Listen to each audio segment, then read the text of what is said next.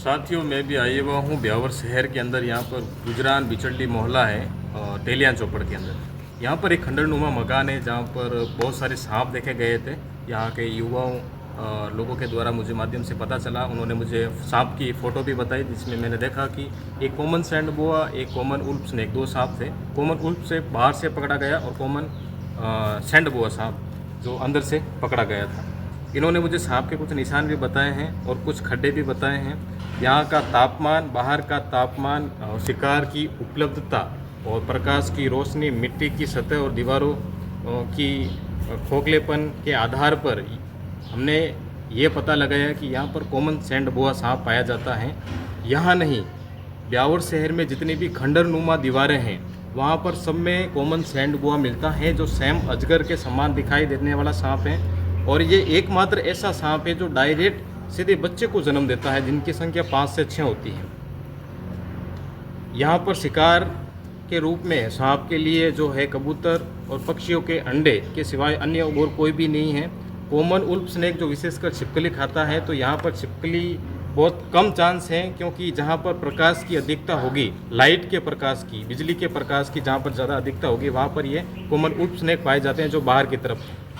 और यहाँ पर मैंने देखा कि ऊन के बहुत सारी ऊन भी पड़ी हुई है। तो गर्मी में यहाँ 1% भी जो है कोबरा सांप या अन्य जहरीला सांप नहीं रुक सकता, क्योंकि ऊन जो है गर्म है। हाँ, सर्दियों के लिहाज से यहाँ हो सकता है कि यहाँ कोबरा जैसे अन्य सांप आकर शरण ले सकते हैं सर्दी से बचाव के लिए। अभी इस टेम्परेचर में कोबरा सांप या अन्य कोई भी सांप, जहरीला सांप नहीं रुकेगा, सिवाय कॉमन सैंड बोआ। यहाँ पर रेड सैंड बोआ होने के भी चांस नहीं है, क्योंकि यहाँ खाने के लिए उसको कुछ नहीं है। सिर्फ पक्षियों के अंडे हैं, वो भी मैंने इसके जो देखे हैं वो दीवारों के ऊपर हैं।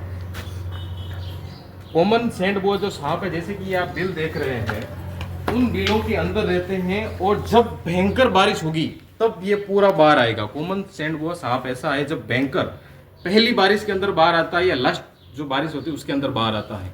ऐसी गर्मी में भी वो जमीन के अंदर बैठे रहते हैं और जमीन, और अगर दीवार के अंदर हैं तो दीवार में बैठे रहेंगे, इतना सा मुंह निकाल कर बैठे रहेंगे। विशेषकर ये जो है चूहे खाते हैं।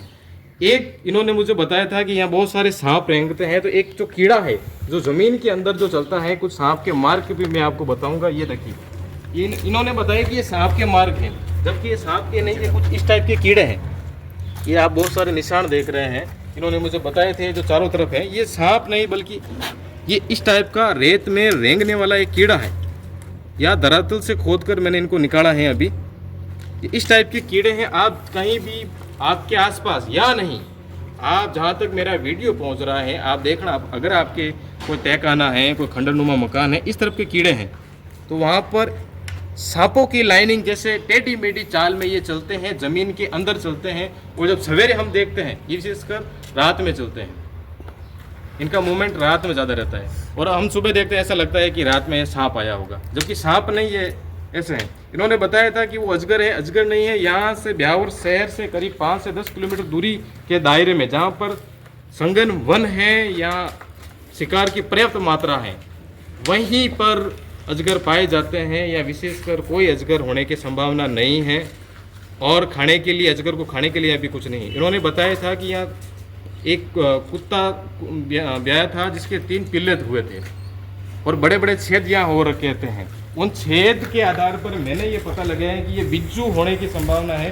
और उन बिज्जुओं ने ये छेद किए होंगे। ये बड़ा बड़ा छेद दिखा,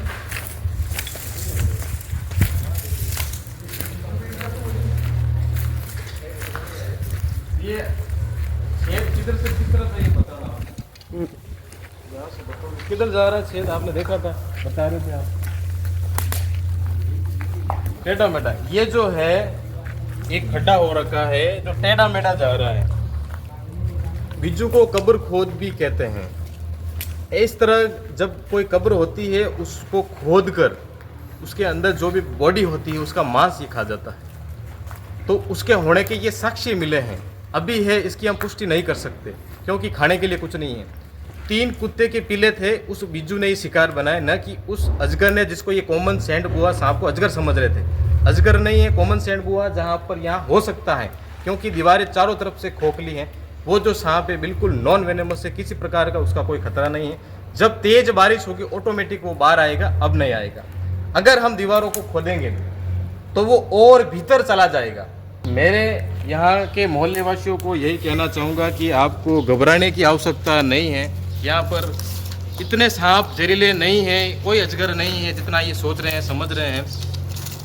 मैंने पहले भी बताया था, आपको कोई भी समस्या हो, अपने जो पार्षद हैं या जो कोई भी स्थानीय पुलिस थाना आपके जो नज़दीक लगता है पूरे ब्यावर जिले में, आप वहाँ तुरंत इन्फॉर्म करें या वन विभाग को इन्फॉर्म करें। वो आपको मेरे नंबर दे देंगे।